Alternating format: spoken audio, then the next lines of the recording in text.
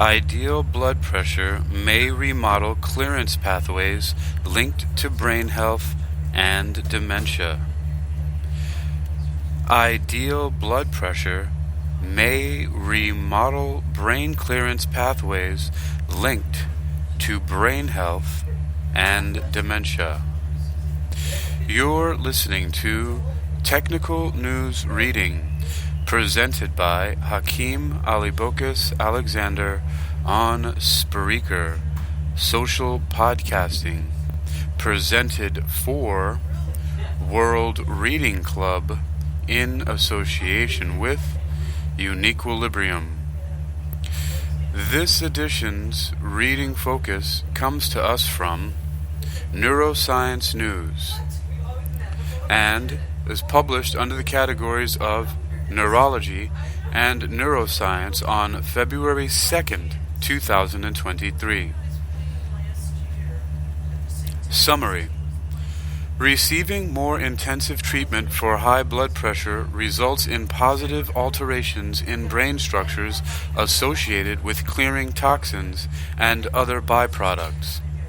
Findings reveal intensive blood pressure treatments can reduce the risk of dementia and improve overall brain health, or improve brain health overall. Source: American Heart Association. Among people who received more intensive treatment for high blood pressure, evaluations of MRI scans indicated a positive change in brain structures involved in its ability to clear toxins and other byproducts, according to preliminary research to be presented at the American Stroke Association's International Stroke Conference 2023. The study is the first to examine whether intensive blood pressure treatment may slow or reverse structural changes related to the volume of the brain's perivascular spaces, areas of the brain around the blood vessels that are involved in the clearance of toxins and other byproducts. These areas tend to enlarge as people get older or have more cardiovascular risk factors. If the brain cannot properly clear toxins and metabolic byproducts, they will accumulate and may contribute to the development of dementia, said Kyle Kern, MD, MS, lead author of the study and a clinical research fellow in the intramural stroke branch of the National Institute of Neurological Disorders and Stroke, a division of the National Institutes of Health in Bethesda, Maryland. Some research has proposed that the pulsations of the cerebral arteries with each heartbeat help to drive the clearance of these toxic brain byproducts in the perivascular spaces. However, high blood pressure and over the long term stiffens arteries, impairing function and the ability to clear toxins, resulting in enlargement of perivascular spaces. The researchers analyzed brain MRI scans for 658 participants, average age of 67 years, 60% women. Of the Sprint Mind MRI sub-study, the trial began in 2010, and the last MRI scan was completed in July 2016. All participants had high blood pressure, but none had previously been diagnosed with diabetes, type 1 or 2, dementia, or stroke. After an average 3.9-year follow-up period, 243 people in the intensive treatment group, systolic pressure goal of 120 millimeters of mercury, and 199 people in the standard treatment arm, systolic blood pressure goal of 140 milligrams of mercury, had pre- and post-MRI scans that were analyzed for the percentage of brain tissue taken up by perivascular spaces. Participants were screened at 7 MRI sites across the U.S. University of Alabama at Birmingham, Boston University, Vanderbilt University, Wake Forest University, University of Miami, University of Pennsylvania, and Case Western Reserve University. In MRI scans taken when the study began, the percentage of brain tissue occupied by perivascular spaces was higher among the patients who were older and had a greater volume of white matter, hyperintensities, areas of increased brightness on an MRI scan that are the best established marker of damage to small blood vessels in the brain. So once again, in MRI scans taken when the study began, the percentage of brain tissue occupied by perivascular spaces was higher among patients who were older and had a greater volume of white matter hyperintensities, areas of increased brightness on an MRI scan that are best established marker of damage to small blood vessels in the brain. These patients also had more brain atrophy, another marker of aging and declining brain health. After controlling for age and sex of the participants and the study site where the MRIs were performed, the analysis found: Point. At the start of the study, the volume of perivascular spaces was similar among participants in both blood pressure treatment groups. Point. After almost 4 years of high blood pressure treatment, the volume of perivascular spaces had decreased significantly in the intensive treatment group, but did not change in the standard treatment group. Previous research has confirmed that effective blood pressure control is important for brain health. Our secondary analysis findings from Sprint Mind MRI study that intensive blood pressure control may be beneficial by reducing damage to the brain's toxin and byproduct clearance pathway, Kern said. While the original Sprint Mind MRI study demonstrated that intensive blood pressure control may slow the accumulation of white matter hyperintensities, this sub-study found that it may contribute to reversing the effects of high blood pressure on perivascular spaces. Our first featured image is of some type of landscaping, a shrubbery arrangement with a heart cut out in the middle of it, looking through to a blue sky and some scenery behind it, and coming across it is a digitally superimposed a heart rate monitor readout that you would typically see of a heart on a screen that's reading out the heartbeat. Boop boop.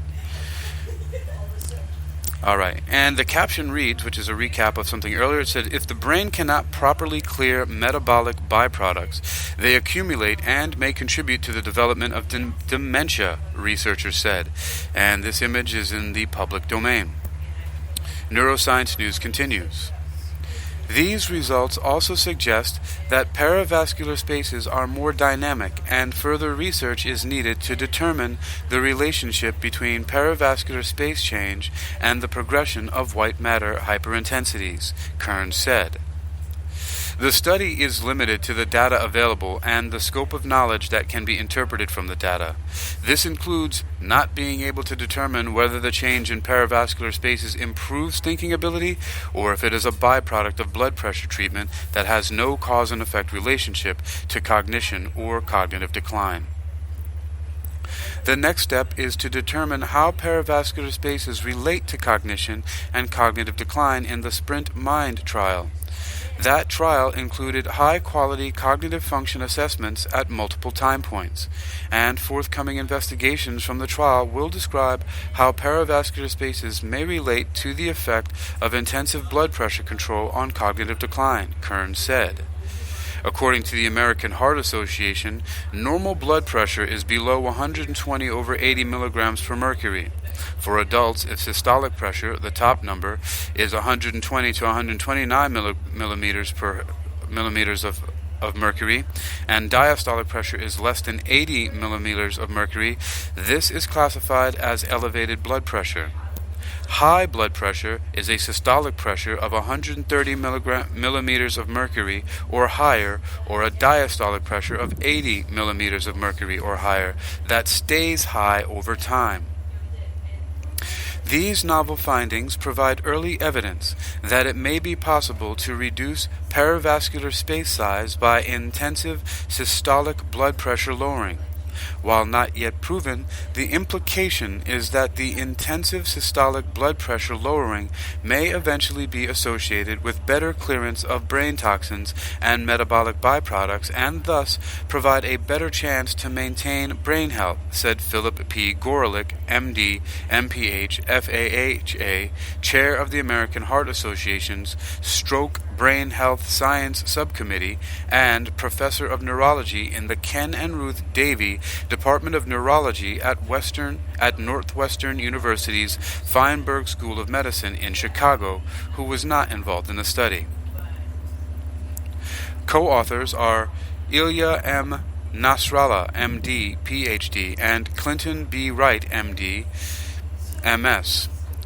Authors' disclosures are listed in the abstract. Funding. The study was funded by the National Institute of Neurological Disorders and Stroke, a division of the National Institutes of Health. About this neurology and blood pressure research news. The author, Karen Assel. Source, American Heart Association. The image referenced earlier is in the public domain. The original research is going to be presented at the American Stroke Association's International Stroke Conference 2023. NeuroscienceNews.com asks that you join our newsletter. Sign up to receive our recent neuroscience headlines and summaries sent to your email once a day, totally free. We hate spam and only use your email to contact you about newsletters. You can cancel your subscription anytime.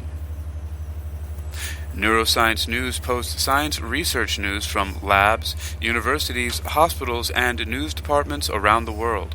Science articles can cover neuroscience, psychology, AI, robotics, neurology, brain cancer, mental health, machine learning, autism, Parkinson's, Alzheimer's, brain research, depression, and other topics related to cognitive sciences. You've been listening to Technical News Reading, presented by Hakeem Alibokas Alexander on Spreaker, social podcasting, presented for World Reading Club in association with UniquilibriuM. This edition's reading focus has come to us from neurosciencenews.com, and it is titled Ideal Blood Pressure May Remodel Brain Clearance Pathways Linked to Brain Health and Dementia. It was published under the categories of Neurology and Neuroscience on February 2nd, 2023. You can read this article and others like it for yourself by visiting neurosciencenews.com. That's neurosciencenews.com. That's neurosciencenews.com. Ideal blood pressure may remodel brain clearance pathways linked to brain health and dementia.